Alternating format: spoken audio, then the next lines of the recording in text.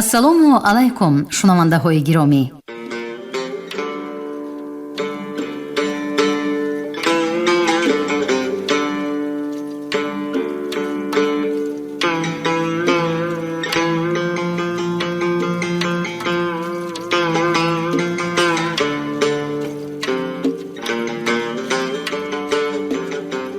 ба таваҷҷӯҳи шумо идомаи силсила гуфтори хонишҳои бадеӣ аз рӯи рамани сегонаи нависандаи халқии Тоҷикистон Ҷалол Икромӣ, духтари Оташ, 12 дарвозаи Бухоро ва тахти Вожгон.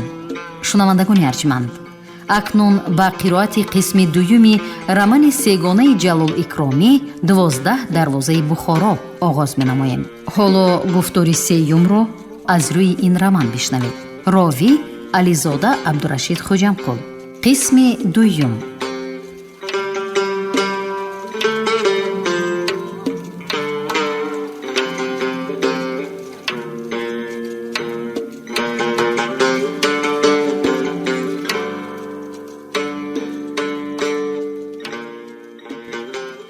تبسم از چهره مخصوم غایب شد. او نابابه، گفت وی به طور جدی، گپت جان دارد.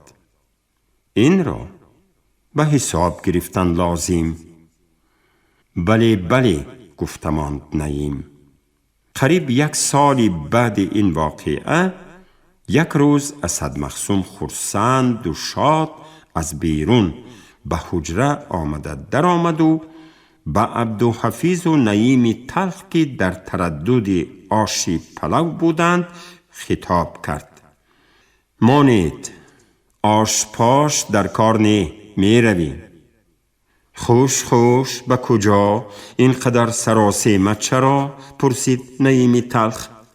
حاضر به کاغان می رویم، کنی خیزیتان. بلا تگیرم مخصوم جان، گفت نعیم شوخی کرده. اگر به حولی من به کولی خواک می رفته باشیم، همین مصالح پلو را هم با خودمان گیریم، چون که حولی بودگی ها از آمدن ما بیخبر ما شابه پختگیم. حولیت به سرت فرو رود، گفت مخصوم هم نیم حزل و نیم جدی.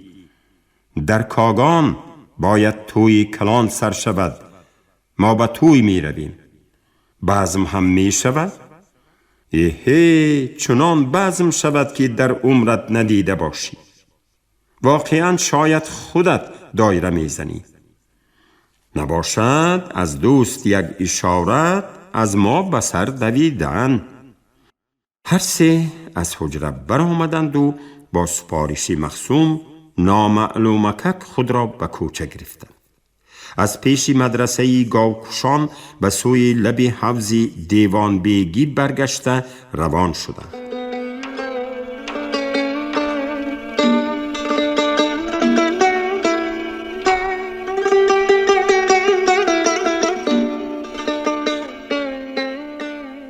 اولی نوبهار آغاز روزهای خوش و خرمی نوروزی و آفتابی بود. در آسمانی بی غبار و لاجوردی لیکه ابری نبود. هوا فارم و صاف، کوچه ها پر از آدم بودند. خصوصا در رسته سیسو و طی طاق صرافان حیات می جوشید. سودا و خرید و فروش در اوج بود. طی طاق صرافان و رسته های گرد و پیش آن مرکزی سودای و تجارتی بخارا به شمار می رفت. همه مگزین های نو، همه کلانترین سرای های تجارتی، همه بانک و پسج و غیره در همین گرد و اطراف جا گرفته بودند. بنابراین در وقت نیمروزی در این رسته ها راه گشتن مشکل بود. به علاوه مردمی پیاده، فایتون ها، اسپکی ها هم بسیار بودند. از بین این ازدحام که می جوشید و می خروشید، نامعلومک گذشته رفتن مشکل نبود. 3 دوستی به ما معلوم از بین ازدحام مردم نامعلومک گذشته به زور خود را به بازاری علف رسانیدند که در آنجا در پس دیواری مدرسه دیوان بیگی ایستگاهی فایتون ها بود. آنها فایتونی 2 اسبه را کرا کرده سوار شدند و به وگزل بخارا برآمدند. آن وقتها به بخارا از کاگان 3 بار پاییزچه می آمد. اولی پگاه، نیمی روزی و بیگاهی. وقتا که 3 رفیق به وگزل رسیدند، پاییزچه نیمی روزی برفتن تیار شده می ایستاد. اسد مخصوم فرمود، عبدالحفیظ زود 3 بلیط گرفت و به پاییز سوار شدند. در وگانها آدم کم بود. خصوصا آنها به وگانی برآمده بودند که بغیر از 2-3 پیرسیانی سوداگر دیگر کسی نبود. آنها نشستند و پاییز به راه درآمد. الحمدلله، گفت اسد مخصوم نفسی آسوده گرفته. من می ترسیدم که به این دم رسیده نمی توانم. مادامی که پاییز راه گشت، دیگر کسی به ما دخل کردن نمی تواند. رنگ از روی نعیمی تلخ پرید. چی؟ یگان کس به ما دخل کردنی بود مگر؟ پرسید وی حیران شده. نه نترس، به تو هیچ کس دخل نمی کند، گفت مخصوم او را آسوده کرده. ممکن بود به این تویی که حالا ما رفته ایستاده ایم مرا رفتن نمانند به حتی که دستگیر کرده به حولیچه بالای ارک برند. در حولیچه بالای ارک جدیدها را برآورده می کشتند. نخواد، برای چی؟ حیران شد این دفعه عبدالحفیظی فارغ بال هم. به من خبر دادند که احتیاط شوم. نه، خیریت که گذشت. چه خیر گذشت؟ آخر بازگشته می آمدگی جایتان بخارا کو؟ گفت نعیمی تلخ. ارک در جایش، حولیچه هم. کی می داند؟ گفت فارغ بالانه مخصوم. شاید تا آمدن ما ارک از جایش کوچد و حولیچه هم ویران شود. خیزید که خوابتان، گفت تلخیش آمده نعیم. میلش، باور نکن، انا می بینی. استید که ما به توی می رویم یا که به عزا؟ گفت که هر دو، گفت خندیده مخصوم و خاموش ماند. دیگر تا به خودی کاگان به پرسش های نعیم جوابی نداد. نعیم هر دفعه که به پاییز سوار می شد مثل کودکان در نزد تریزه وگان نشسته بیرون را تماشا می کرد و به این کار خوشی داشت. لیکن این بار از هیجان و کنجکاوی به کاگان رسیدن خود را ندانسته ماند و یگان بار هم به منظره‌های نوبهاری بیرون شهر بخارا دقت نکرد.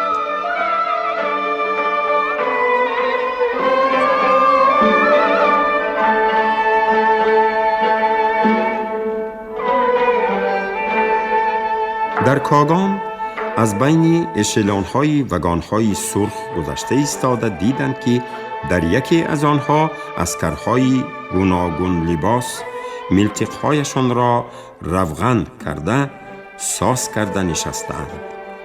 نعیم آنها را دیده حیران شد و لیکن گپ نزد. از پس مخصوم راه گشته به کوچه کلان شهرچه کاگان برآمدند و به سوی الچه خانه روانه شدند. دیدید؟ این عسکرها امکتان نمی شوند، گفت اسد مخصوم. من از بودن اینها خبر داشتم و بنابراین شما را به توی خبر کرده آوردم. ایشان جان، مخصوم جان، مولازاده، گفت نعیم به زاری در آمده. من یک مادری مشتیپر 3-4 بچه دارم که به آنها نگاه و بین می کردگی کس نیست. چی شود که من آوازی دایره این توی را از دور شنوم؟ نترس بزدل، گفت مخصوم سخت کرده. حالا هیچ گپ معلوم نی. به ایلچی خانه رویم میفهمیم. آنها به ایلچی خانه رفته در آمدند که در آنجا بروی حوری آدم بسیاری جمع شده بودند و در دیگ‌های کلان حقیقتاً چون در توی‌ها آش کباب می پختند و تردد کلان بود. از دروازه که به درون در آمدند مخصوم به آنها گفت که در بالای کتی روی حوری به وی منتظر شوند و خودش به درون عمارتی با حشمتی خشتی ایلچی خانه در آمده رفت. نعیم و عبدالحفیظ به بالای کت نشستند و به آدمانی در آنجا خون شده دقت کردند. در آن میان روس هم بود، تاتار هم بود، ترک هم بود، ازبک و ترکمن هم بود. اکثریت آنها با تپانچه، شمشیر و ملتقها مسلح بودند. بلند می خندیدند و گویا که به توی آمده باشند بی پروا چق کرده می نشستند.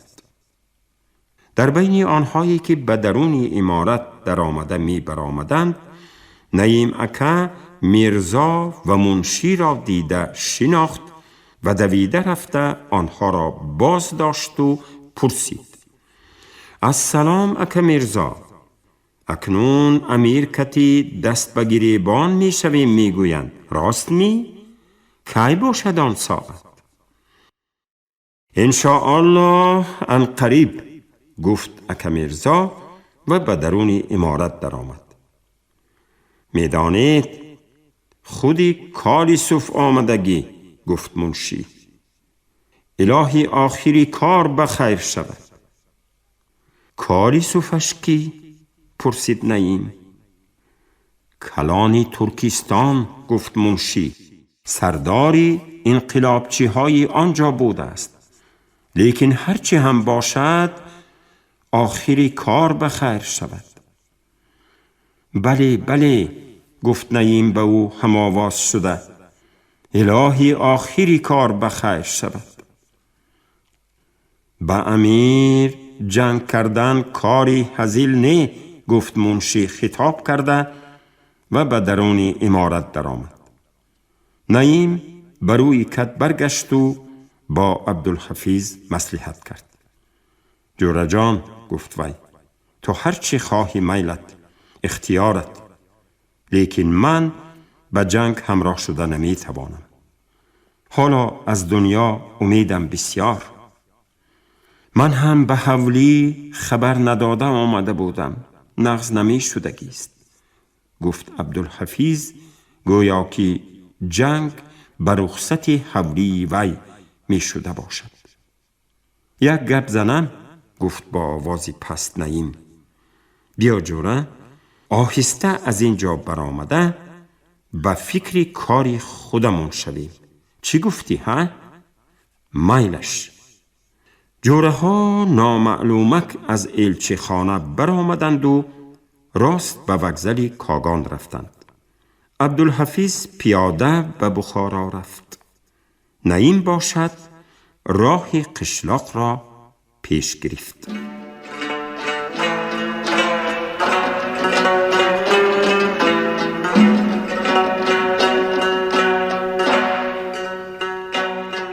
روزی دیگر واقعی کاری صف روی داد.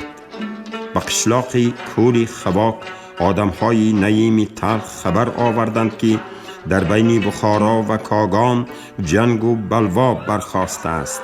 ملتق پرانی توپ پرانی ها شده است.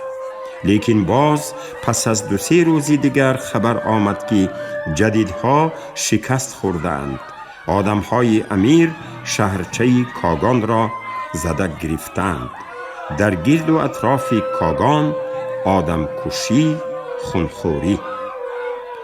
چند روز در آن اطراف مردم از خانه برآمده نتوانسته ماندند. نعیم تلخ هم از قشلاق بیرون نرفت. نهایت پس از 1 هفته 10 روز پس از امان شدن نعیم به اسبش سوار شد و آهسته آهسته با راه‌های بین قشلاق‌ها به شهر بخارا رفت. پایسچه نمی گشت. وگذری بخارا را علمان زده شکسته، راه آهن را هم کنده، باشندگان روسی آنجا را کشته نابود کرده بودند. نعیم به بخارا در آمد و راست به حولی یک آشنای دیرینش که چرچین فروش بود رفت. در آنجا اسبش را مانده آهسته آهسته به حولی عبدالحفیظ رفت. عبدالحفیظ با صد ترس و وهم او را به حولی درونش در آورده گفت که نعیم بیدرک به بخارا آمده است. به جدیدها همراه بودن اسد مخصوم آشکار شده است. خودی وی دیگر از کاغان برنگشته است. حجره‌اش را ملاهای شوریشگر یغما کرده، چیز و چاره‌اش را اولجه برده اند. حالا معلوم نی که به وی به اسد مخصوم چی شده باشد. مرده باشد، اسیر افتاده باشد یا که در زندان باشد. به هر حال بهتر می شود که وی نعیم دیگر به حولی حفیظ آمد و رفت نکند. نعیم خود همان روز به قشلاقش برگشت و دیگر یادی بخارا را نکرد. دهقانی بی صاحب مانده خود را به دست گرفت و آدمی قشلاق شده ماند.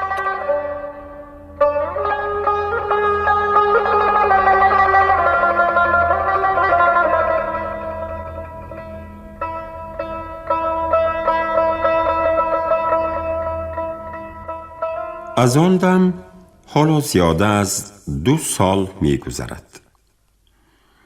در این مدت نعیم تلخ قریب نام اسد مخصوم را هم فراموش کرده بود. اما حالا وی در رو بروی او نشسته است، صحت و سلامت. فقط اندک لاغرتر شدگی، رنگ رویش تیره تر گشته، به صحرای ها مانند شده است.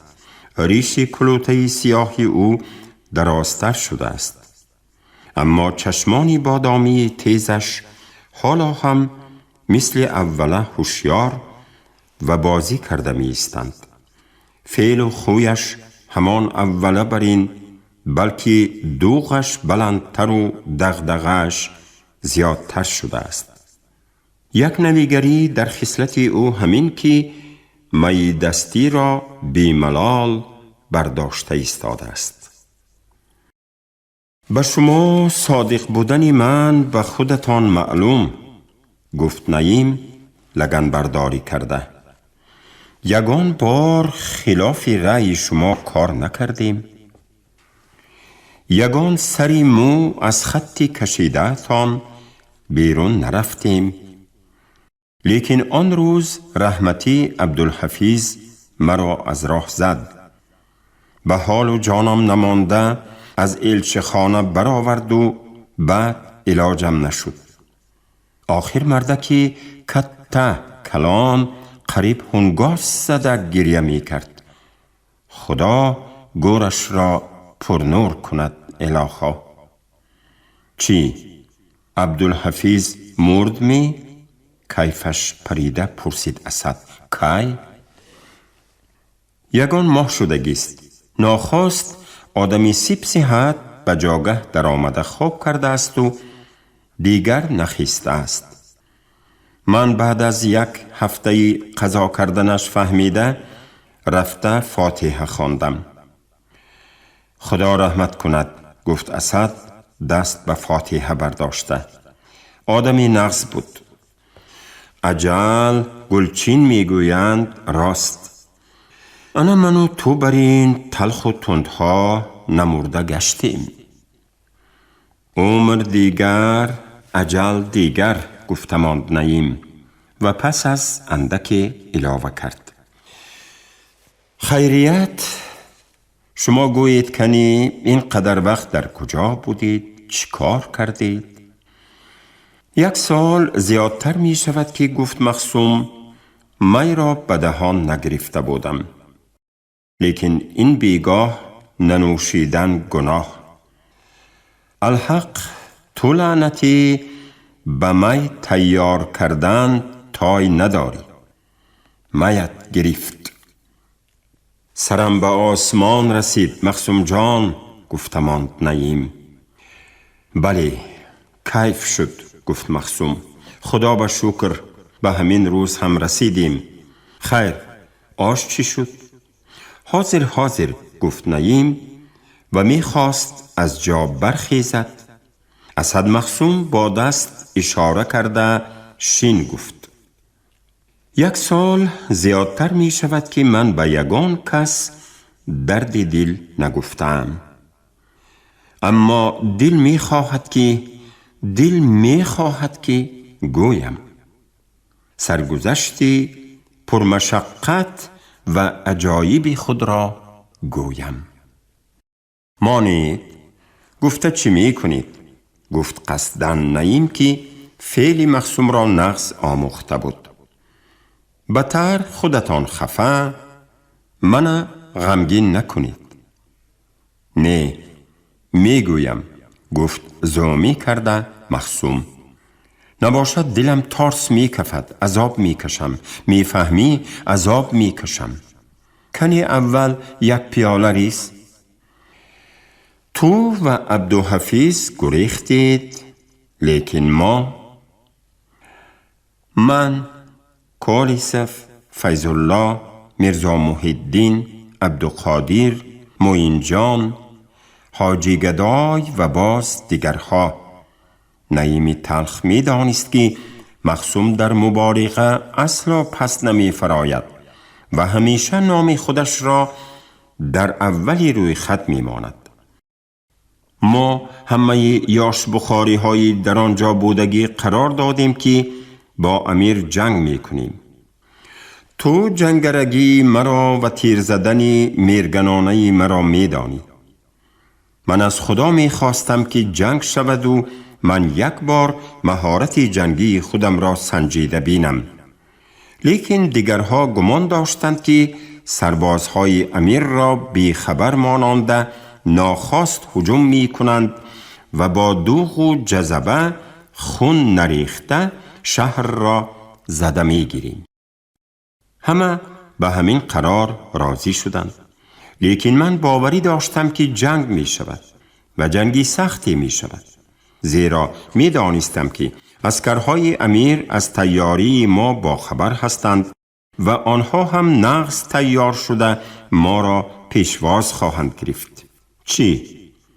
این را از کجا می دانم؟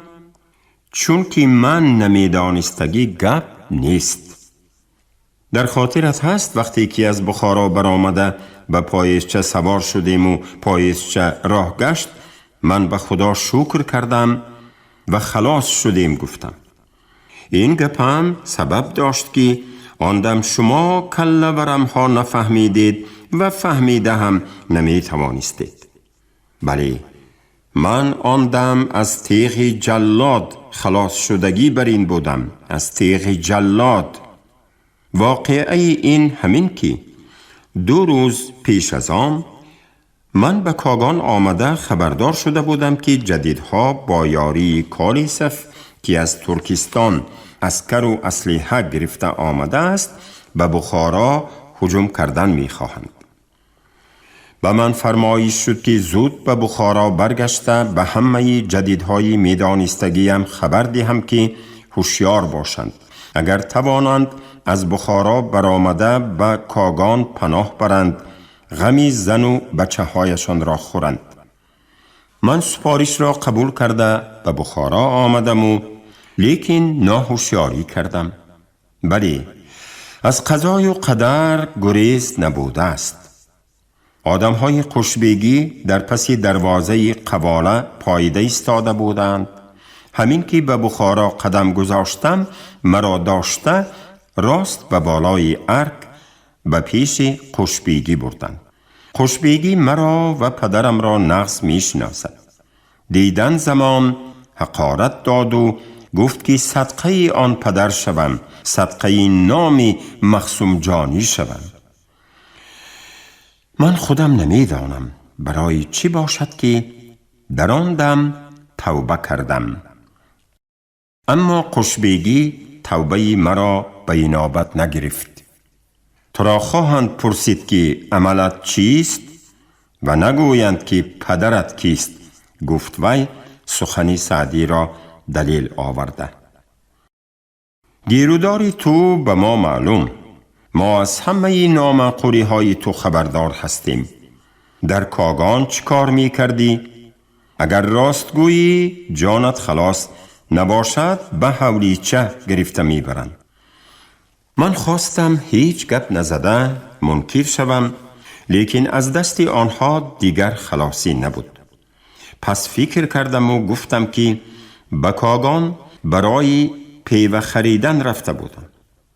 خودت میدانی که در حقیقت آبی جو آورده بودم. آدمهای قشبیگی هم این را تصدیق کردند. بعد گفتم که در کاغان اسکرها را دیدم، کاری صف آمدگی گفته شنیدم، دیگرش را نمیدانم. اما در دلم به خود تسلی می دادم که این گپها را من نگویم هم خودشان می دانند، فهمیده می گیرند. آخر چشمشان هست. اسکر آمدنش را در کاغان همه دیده ایستاده است. کاغان دور نی، واقعا نویس ها هم کم نی. قشبیگی فرمان داد که مرا آزاد کنند، لیکن شرط ماند که گفته های مرا سنجیده می بیند. اگر دروغ براید آنگاه به دار می آویزد. به گمانم قشبیگی می خواست که مرا آزاد مانده همین طور برای خودش واقعه نویسی بی پول کرده گیرد. هر وقت خواهد مرا جیغ زده با مرگ و چوبه دار ترسانده گپ گرفتن گیرد. اما من از وی هم شیطان تر برآمدم. بعد خودی واقعه هم چنان پیش در پیش شده رفت که همه این گپ ها خواب و خیال شده ماند. آن خجالتی که از دستگیر شدنم به من روی داده بود آهسته آهسته برهم خورد و فراموش گردید. ما به هجوم سر کردیم. تخمین من راست برآمد. آدمهای امیر را در غفلت داشته نتوانستیم. جنگ حقیقی سر شده رفت. من به کلانها مراجعت کردم که به من یک مقدار عسکر دهند. من راه را می دانم. از رو برو نیو از پهلوی چپی دشمن به ناخواست هجوم کرده می زنم. نی گفتند. باور نکردند. عسکر ندادند. آن وقت جای گپ نبود. من در غضب شده یک ملتق و یک قطار وزنه پر از تیر را گرفته برابر سلدتها به جنگ در آمدم. از بخارا سرباز و توپ و توپخانه و علمانی بسیاری از ملا بچه ها و کاسب ها برآمده بودند. به مردنشان اهمیت نداده یا الله گویان به ما هجوم می کردند. مقدار آنها از ما چندین برابر زیاد بود. لیکن توپهای عروسها نقص کار کرد. علمانی هجوم کننده از واهمه به قفا برگشت. سلدتها ناترسانه اره گویان به هجوم در آمدند. آنها موجی طوفان برین به پیش می دویدند. من گمان کردم که آنها به همان شور و قیام تا به آخر دنیا زیر کرده رفته می توانند.